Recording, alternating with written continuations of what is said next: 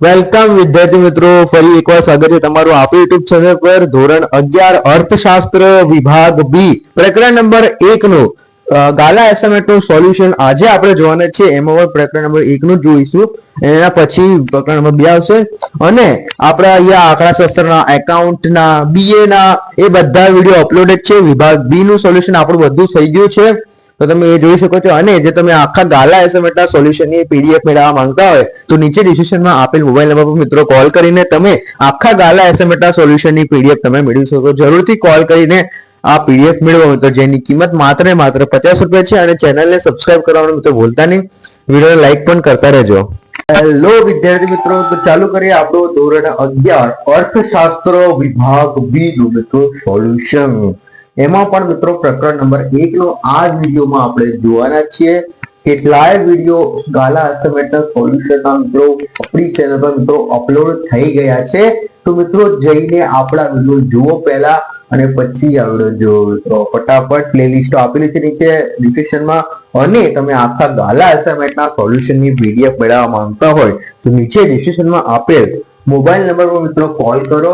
આખા ગાલા એસાઇનમેન્ટના સોલ્યુશનની પીડીએફની કિંમત માત્ર ને માત્ર મિત્રો 50 રૂપિયા છે. તો ફટાફટ કોલ કરીને મિત્રો મળો આખું ગાલા એસાઇનમેન્ટનું સોલ્યુશન.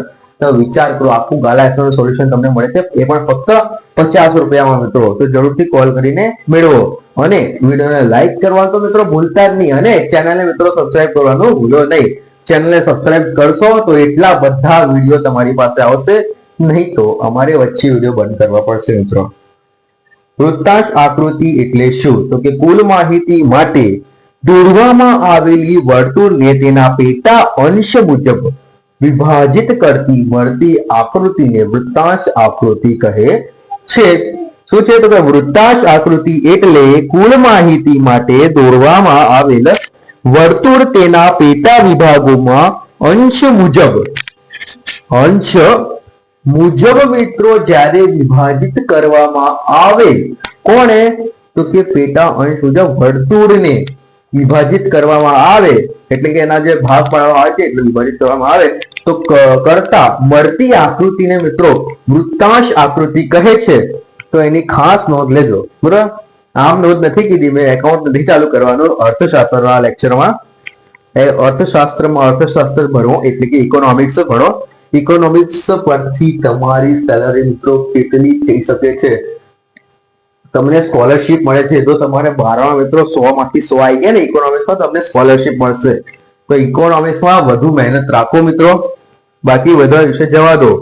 ઇકોનોમિક્સમાં વધારે મહેનતની જરૂર છે મિત્રો, બરાબર? અર્થપૂર્ણ પ્રવૃત્તિ એટલે શું? આ તો તમે આપણા યુટ્યુબ ચેનલના વિદ્યાર્થીઓ છો એટલે તમને કીધું કે 12મા પછી જો 12માં ઇકોનોમિક્સમાં 100 માંથી 100 આવી ગયા તો બસ, તો તમને સ્કોલરશિપ મળશે. જોબની 100% મળશે, કેમ કે ઇકોનોમિક્સ તો વિદ્યાર્થી બહુ ટેલેન્ટેડ હોય છે. અને આખી દુનિયા પણ ઇકોનોમિક્સ પર જ ચાલે છે. ઇકોનોમિક્સ એટલે આખી દુનિયા પર જે પણ થાય છે બધું ઇકોનોમિક્સ પ્રમાણે થાય છે મિત્રો. ઇકોનોમિક તમને શબ્દ ખબર જ હશે. અર્થપૂર્ણ પ્રવૃત્તિ એટલે શું? કે અર્થપૂર્ણ પ્રવૃત્તિ એટલે કશુંક મેળવવાની અપેક્ષા સાથે થતી પ્રવૃત્તિ મિત્રો. અર્થ પ્રવૃત્તિ કે અર્થપૂર્ણ પ્રવૃત્તિ કહેવામાં આવે છે જ્યારે એક મેળવવાના અપેક્ષા સાથે કોઈ પણ પ્રવૃત્તિ કરવામાં આવે છે તો એને અર્થ પ્રવૃત્તિ કરવામાં આવે છે. તો તમે સિમ્પલ ભાષામાં મિત્રો લખવું તો આવી રીતે લખી શકો છો કે અર્થપૂર્ણ પ્રવૃત્તિ એટલે કશુંક મેળવવાની અપેક્ષા સાથે થતી પ્રવૃત્તિ મિત્રો. ત્યાર ત્રીજો પ્રશ્ન, રોબિન્સના મતે અર્થશાસ્ત્રની વ્યાખ્યા જણાવો.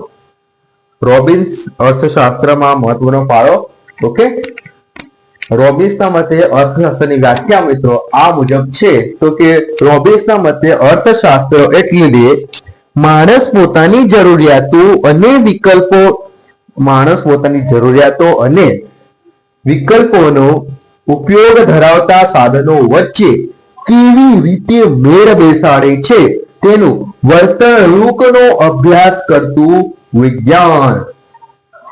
ફરીથી વ્યાખ્યા જોઈએ તો કે અર્થશાસ્ત્ર એટલે માણસ પોતાના જરૂરિયાતનો અને વૈકલ્પિક ઉપયોગ ધરાવતા સાધનો વચ્ચે કેવી રીતે મેળ બેસાડે છે તેની એટલે શું વર્તણૂક અભ્યાસ કરતો વિજ્ઞાન મિત્રો. ઓકે, ત્યારબાદ જોઈએ ચોથો નંબરનો ક્વેશ્ચન. અને વિડીયોને લાઈક કરવાનું મિત્રો ભૂલતા નહીં, ચેનલને સબસ્ક્રાઇબ કરવાનું ભૂલતા નહીં, કેમ કે તમારા માટે આટલી મહેનત કરીને પીડીએફ બધી બનાવીએ છીએ, તો જરૂરથી ચેનલને સબસ્ક્રાઇબ કરો મિત્રો.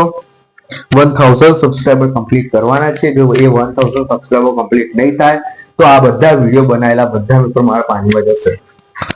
તો જરૂરથી ચેનલને સબસ્ક્રાઇબ કરો. ઓકે, સામાન્ય રીતે આકૃતિ કે આલેખ સ્વતંત્ર અને પરતંત્ર ચલ રાશિને કઈ ધરી પર દર્શાવવામાં આવે છે? તો કે સામાન્ય રીતે આકૃતિ કે આલેખમાં સ્વતંત્ર ચલ રાશિને વાય ધરી, આડી ધરી, એક્સ ધરી, આડી ધરી પર અને પરતંત્ર રાશિને વાય ધરી, ઊભી ધરી પર દર્શાવવામાં આવે છે મિત્રો. ઓકે, ત્યાર પછી જોઈએ. અને જો તમે આખા ગાલા અસાઇનમેન્ટના ધોરણ 11 ના કોમર્સના વિદ્યાર્થીઓ માટેની ખાસ સૂચના છે. જો આખા ગાલા અસાઇનમેન્ટના સોલ્યુશન મેળવવા માંગતા હોય તો નીચે ડિસ્ક્રિપ્શનમાં આપેલ મોબાઈલ નંબર મિત્રો એક કોલ કરો. નીચે મોબાઈલ નંબર આપેલો છે, મોબાઈલ નંબર તમને કહી દઉં 9662066157 મિત્રો. એના પર મિત્રો કોલ કરો. આખા ગાલા અસાઇનમેન્ટના સોલ્યુશનની પીડીએફ ની કિંમત મિત્રો માત્ર ને માત્ર 50 રૂપિયા છે મિત્રો. તો કેટલાક વિદ્યાર્થીઓની તૈયારી પણ થઈ ગઈ પીડીએફ મેળવીને. વિડીયો જોવા આવવું પડે, બધા વિડીયો એક એક કરી બધા જોવા પડે, એના કરતા મિત્રો પીડીએફ મેળવવી સારી છે. બરોબર, તો પીડીએફ મેળવો. 50 રૂપિયા કિંમત છે ફક્ત. પાંચમું, સેમ્યુલસ અર્થશાસ્ત્રના અભ્યાસ ક્ષેત્રમાં કઈ બાબત મહત્વનું સ્થાન આપે છે? તો કે સેમ્યુલસ સમાજની પસંદગીઓ અને વહેંચણીના મુદ્દાને અર્થશાસ્ત્રના અભ્યાસ ક્ષેત્રે મહત્વનું સ્થાન આપે છે.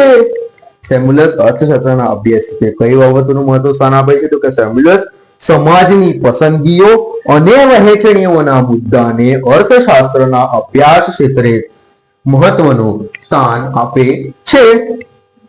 અને મિત્રો તમારા મિત્રોને આ વિડીયો શેર કરજો, એમને પણ ચેનલને સબસ્ક્રાઇબ કરવાનું કહો મિત્રો, કેમ કે એમને પણ કામ આવશે. જોઈએ ધોરણ 11 માં આવશે.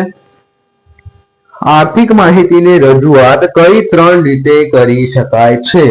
આ ધ્યાનથી સમજો. આર્થિક માહિતીની રજૂઆત કીધી છે મિત્રો. બરાબર, તો આર્થિક માહિતીની જે રજૂઆત છે એ આપણે કઈ 3 રીતે, આપણે તમારી સંખ્યા પણ કહી દીધી પ્રશ્નોમાં, તમારું કામ સહેલું કરી નાખ્યું. તો કેટલાક વિદ્યાર્થીઓ વિચાર કરતા રહેશે કેટલી પદ્ધતિઓ હતી આ માહિતી દર્શાવવા માટે? તો કે મિત્રો પ્રશ્નમાં જવાબ બોલો છે કે 3 માહિતી છે.